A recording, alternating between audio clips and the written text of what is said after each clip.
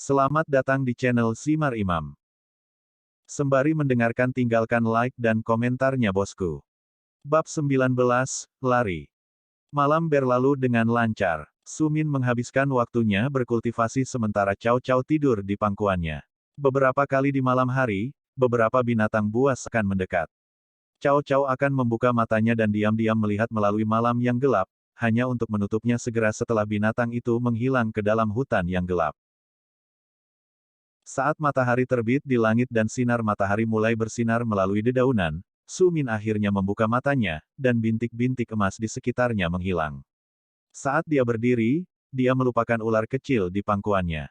Itu jatuh ke lantai sarang, dan Sumin langsung membungkuk untuk mengambilnya. Ular ini jauh lebih kuat dari Sumin. Tidak hanya ular, tetapi juga induknya adalah makhluk yang tidak ingin dia hina. Jadi, begitu ular remaja itu mendarat di tanah, Sumin langsung mengangkatnya, dengan lembut menepuk kepala hijau gioknya, dan meminta maaf secara mental. Makan lebih banyak daging malam ini, kata ular dengan senyum licik di wajahnya. Sama kamu memasak 2 binatang untukku, aku akan memaafkanmu. Kamu akan menjadi gemuk, jawab Sumin. Secara internal, dia berharap dia mampu menangkap 2 binatang buas. Dia tiba-tiba berdiri dan menyadari bahwa ada sesuatu yang tidak seperti yang seharusnya. Cao Cao, dia memanggil dengan suara internalnya. Dapatkah Anda merasakan seseorang di dekatnya? Saya merasa ada sesuatu yang salah. Ular itu mengangkat kepalanya. Saat lidahnya masuk dan keluar dari mulutnya, dia melihat sekeliling mereka. Ada beberapa manusia di sekitar kita, akhirnya dia menjawab. Wajahnya tampak apatis dengan kehadiran mereka. Namun, jantung Sumin berdetak kencang, dan keringat dingin muncul di punggungnya. Berapa banyak? Tanyanya dalam diam. Dia tidak ingin mendengar jawabannya, tetapi dia tahu bahwa dia perlu tahu. Dia tiba-tiba teringat banyak tentara bayaran yang dia lihat malam sebelumnya di sarang lamanya. Dia tidak bisa menahan diri untuk mengutuk dirinya sendiri karena memasak makanan meskipun dia tahu bahwa ada bahaya di dekatnya. Mereka masih mencari kita. Kamu bisa melarikan diri melalui puncak pohon dengan cara yang sama seperti yang kamu lakukan tadi malam, Cao Cao berkata seolah-olah dia berpikir semudah itu. Saat ini, Sumin tahu dia tidak punya pilihan selain mencoba dan melarikan diri. Mari kita bermain game, suara remaja tiba-tiba terdengar, saya tahu Anda ingin tentara bayaran ini mati, jadi mari kita mainkan permainan siapa yang paling banyak membunuh. Mendengar itu, Sumin merasa ingin menjatuhkan ular itu. Meskipun ular itu kuat, tidak mungkin ular itu cukup kuat untuk mengalahkan tentara bayaran itu sendiri. Pemuda berambut hitam itu tahu betul bahwa dia tidak mampu menghadapi lebih dari 1 tentara bayaran yang paling lemah sekalipun. Benar, kata ular itu, seolah-olah dia telah membaca pikiran Sumin. Aku lupa kamu sangat lemah. Bagaimana kalau saya katakan bahwa semakin saya membunuh, semakin banyak daging yang harus Anda masak untuk saya. Cao Cao, apakah kamu yakin bahwa kamu mampu menghadapi banyak tentara bayaran ini? Sumin akhirnya menghela nafas, saat dia melihat ular kecil yang berbaring di lengannya. Seandainya itu ayahnya, dia tidak ragu bahwa itu akan mampu mengalahkan mereka. Namun, dia tidak berpikir bahwa ular kecil itu bisa menangani banyak tentara bayaran ini.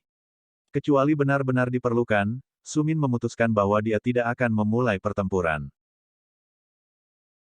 Berdiri, Sumin bergegas dari satu cabang ke cabang lainnya saat dia melakukan perjalanan melintasi puncak pohon.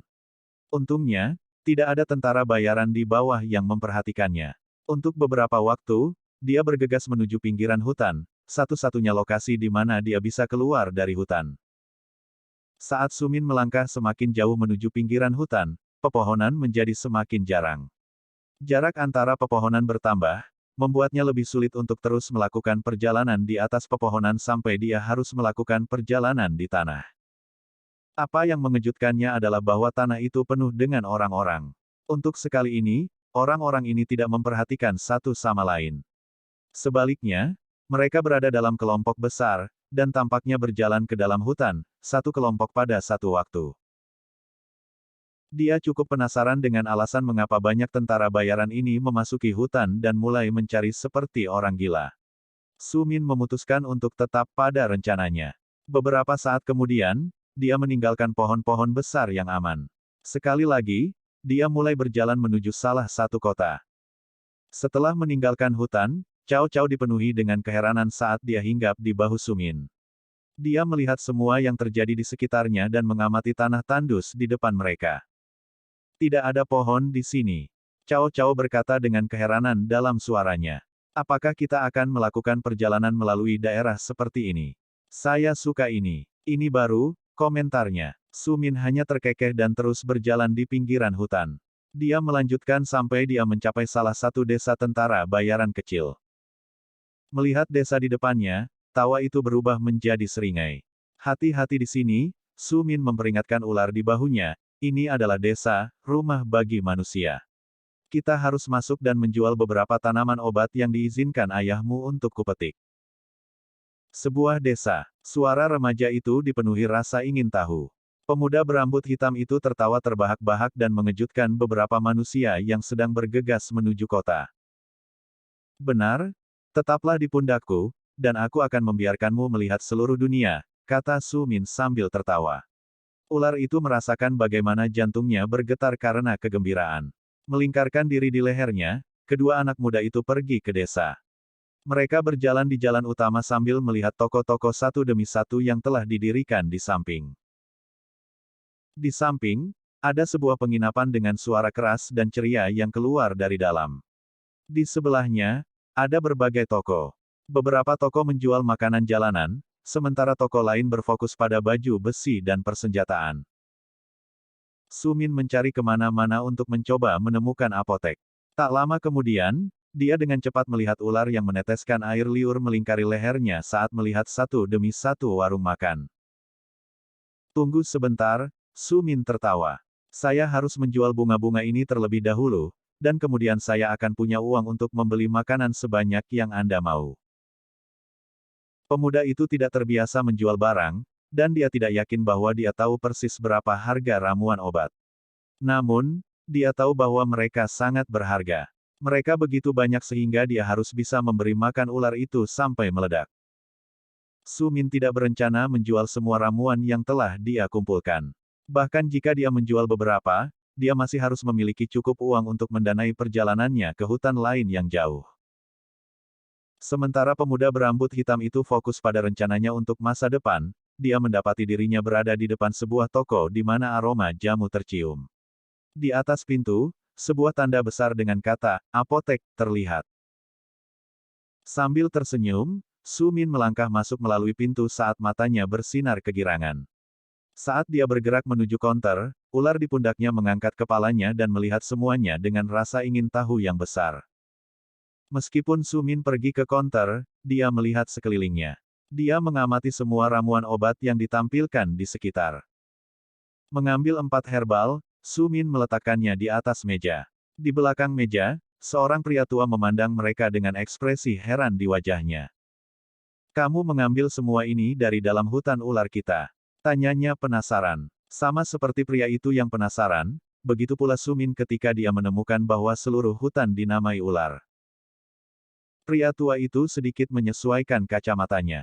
Dia menatap Sumin sekali lagi, matanya melebar karena terkejut ketika dia melihat ular yang sedang beristirahat di pundaknya. Tidak mengatakan apa-apa lagi, dia mengambil tanaman itu dan mulai mengamatinya. Tanaman ini sudah cukup tua, dia memulai. Pasti berusia lebih dari 50 tahun, saya akan membayar 20 koin emas untuk masing-masing dari mereka. Mendengar itu, mata Sumin melebar. Meskipun dia tahu bahwa mereka cukup berharga, dia tidak pernah berharap itu sebanyak itu. Dia dengan cepat menerima.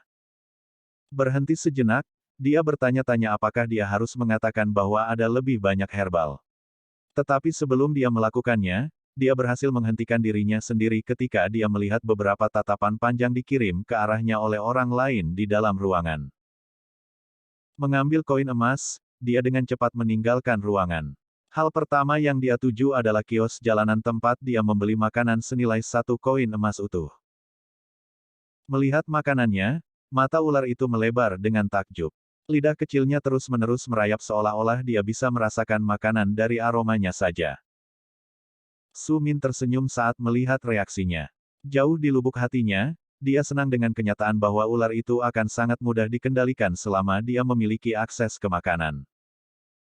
Rencananya cukup sederhana. Binatang iblis ular ini tanpa diragukan lagi sangat kuat. Dia begitu kuat sehingga bahkan prajurit bintang 3 tidak akan ada artinya di sebelahnya. Berteman adalah bagian terpenting untuk saat ini, sesuatu yang sepenuhnya dipahami Su Min. Cao Cao masih remaja. Bagaimana mungkin Su Min tidak tahu bahwa semakin tua ular itu, semakin kuat jadinya. Ayahnya sendiri memiliki aura yang mirip dengan pengawas Wang Li. Jelas bahwa meskipun butuh waktu baginya untuk tumbuh, pasti bermanfaat bagi Su Min untuk berteman dengan ular kecil dengan cepat. Jika itu mengharuskannya mengeluarkan uang untuk makanan, maka biarlah. Mengulurkan tangannya, Su Min mengambil satu tusuk daging demi satu dan mengangkatnya ke ular. Dia melingkari lehernya dan bersenandung dalam kebahagiaan. Matanya bersinar kegirangan saat makanan itu dimakan dengan cepat. Melihat ini, pria berambut hitam tidak bisa menahan tawa sedikit. Setelah memberi makan semua daging yang dia beli untuk ular kecil itu, dia melihat sekeliling berbagai lokasi sebelum dia memutuskan untuk menuju penginapan. Meskipun dia kembali ke hutan dan membuat sarang lain, dia dengan cepat memutuskan untuk mendapatkan kamar di penginapan. Dia perlu melihat apakah dia bisa menemukan beberapa informasi tentang sejumlah besar tentara bayaran yang muncul entah dari mana. Dia terutama menginginkan informasi tentang mengapa orang-orang ini memutuskan memasuki hutan dalam kelompok-kelompok kecil. Sin Min sedang berjalan menuju penginapan. Dia memperhatikan bahwa bahkan di sini, dengan semua toko yang menjual barang-barang seperti senjata dan gudang senjata, banyak tentara bayaran yang hadir. Mereka ada di sana bahkan di apotek yang biasanya sepi dipenuhi dengan orang-orang yang membeli ramuan dalam jumlah besar. Setelah melihat para pria itu, dia tidak dapat menyembunyikan kerutan saat dia menyadari bahwa banyak dari pria di depannya bukanlah tentara bayaran. Mereka mengenakan seragam atau baju besi yang dihiasi dengan lambang keluarga acak. Ini bukan tentara bayaran, melainkan tentara. Sekelompok pemuda memimpin para prajurit ini, para jenius dari generasi muda. Melihat banyak keluarga yang hadir, Su Min dapat memahami bahwa ada sesuatu yang sedang terjadi.